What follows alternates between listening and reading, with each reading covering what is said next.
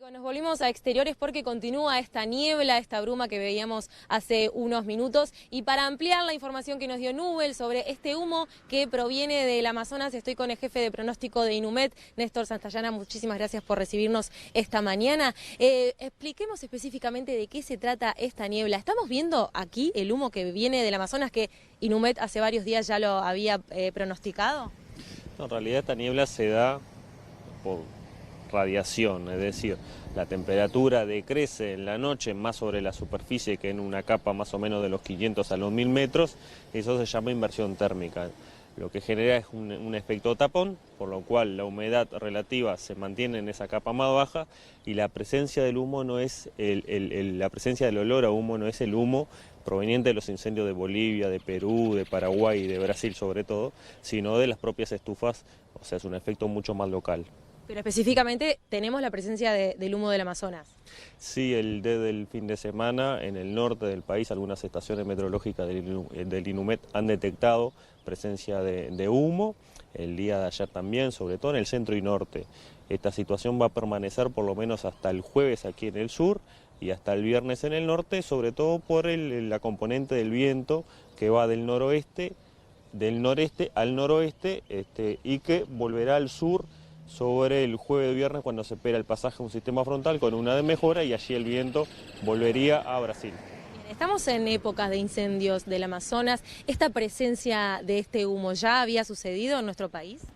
Sí, particularmente este año, en la primera quincena de agosto, sobre todo el día ya por el 6 y el 8 de agosto, también el día 16, Inumet subió un informe la semana pasada donde allí hay una imagen muy clara en el departamento de Maldonado, precisamente sobre el aeropuerto de Laguna del Sauce, donde se ve en el atardecer la presencia del humo en el horizonte.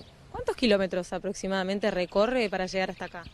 Es que lo que llega a Uruguay es una partícula muy diminuta, muy pequeña, a tal punto que es tan pequeña que se mantiene en suspensión, porque las partículas más grandes precipitan muy cerca del foco ígneo.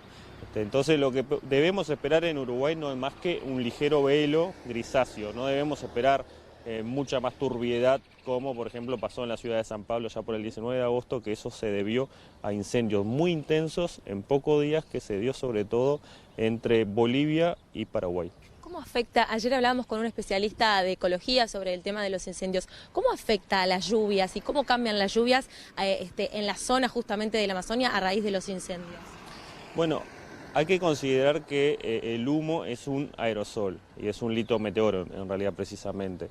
Y genera muchas veces, sirve como núcleo de condensación. ¿Qué es eso? Sirve además para que las gotitas de agua se concentren sobre ella y genera además nubosidad. O sea, no todo lo que puede estar pasando con el humo es malo, puede generar nubosidad, puede generar lluvia, el tema es que obviamente asociado a esos incendios hay una masa muy seca, por lo cual si no tenemos humedad no va a llover. Y toda esta situación viene dada no solamente por la deforestación en el Amazonas, sino viene dada también por una temporada de quemas, como bien lo mencionás tú, y además por factores meteorológicos. Tanto Bolivia como Paraguay y Brasil vienen de una anomalía importante de precipitación, es decir, con una seca muy intensa, si bien están en su temporada seca, no ha llovido tanto tampoco, y esos factores a la hora de generar quemas para preparar el suelo para la temporada lluviosa, se pierde el control porque hay demasiada combustible como para que cuando se inicien las quemas con el viento se propague, que fue lo que sucedió sobre el Chaco boliviano paraguayo. ¿Qué pasa de aquí a unos días con el tema de los aviones, los despegues? ¿Se va a ver interrumpido, se va a ver modificada la actividad de barcos, de aviones, de transporte?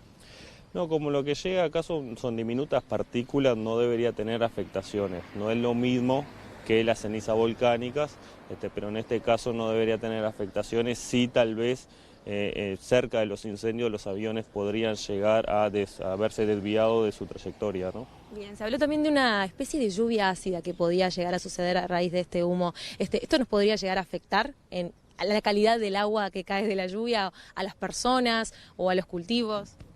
No, estamos muy lejos del foco de los incendios, lo que llega son esas partículas muy pequeñas, tal vez como mucho podría darse alguna turbiedad en la lluvia, pero sería muy ligera, ¿no? Bien, y para cerrar, está por llegar la temporada de temporales justamente, ¿se viene el fenómeno del temporal de Santa Rosa? Bueno, eso es un mito para nosotros, porque eso se dio en 1615, supuestamente, dice la leyenda, en Lima, Perú. Después acá, por estos lados de Río de la Plata, había muchos creyentes en Santa Rosa, como fallece el 24 de agosto, se celebra entre el 23, creo, la iglesia, y la mayoría del 30 de agosto. Siempre que hay alguna tormenta se asocia con temporal de Santa Rosa, que no ocurrió acá, ocurrió hace 405 años en Lima. ¿Cómo se explica que siempre llueva en la misma época? Claro, porque estamos en un periodo de transición, así como tenemos ese veranillo de San Juan, que es cuando empieza a terminar el verano y empieza el otoño, entonces se dan esos intercambios, nosotros decimos temporada de transición, donde ahora, por ejemplo, en agosto esperamos todavía el pasaje de un sistema frontal entre el jueves y el viernes, pero además también comienzan a ingresar masas advectadas desde Brasil, que es una masa más cálida, más húmeda, entonces cuanto más contraste haya en ese choque de masas, mayor virulencia hay en los fenómenos. Por eso, en fines de agosto y septiembre se dan ese tipo de tormentas bastante intensas, pero es por la transición de una estación a otra y estamos esperando ese fenómeno más o menos entre el jueves y el viernes. Todavía no sabemos bien la exactitud de la intensidad, pero no es un temporal típico porque para eso además tenemos que tener un ciclón y no va a ser el caso. ¿Y se mantienen las temperaturas altas? Las temperaturas altas van a crecer hasta el día miércoles, jueves, a partir de este sistema frontal, el viento rota al sur, decrece la temperatura, septiembre arranca una semana muy fría, los últimos días de agosto, los primeros de septiembre van a ser bastante fríos, va a ser un nuevo pulso de aire frío. Y después ya veremos a partir del 3-4 de septiembre cómo viene. Pero el evento más importante de los próximos 6-7 días de lluvia va a ser entre el jueves y el viernes, jueves en el sur, viernes en el norte y después decrecen las temperaturas. Excelente, muchísimas gracias Néstor por recibirnos como siempre, jefe de pronóstico de Inumet, con un informe muy claro y muy extenso sobre los fenómenos que están sucediendo. Gracias. Gracias a ustedes.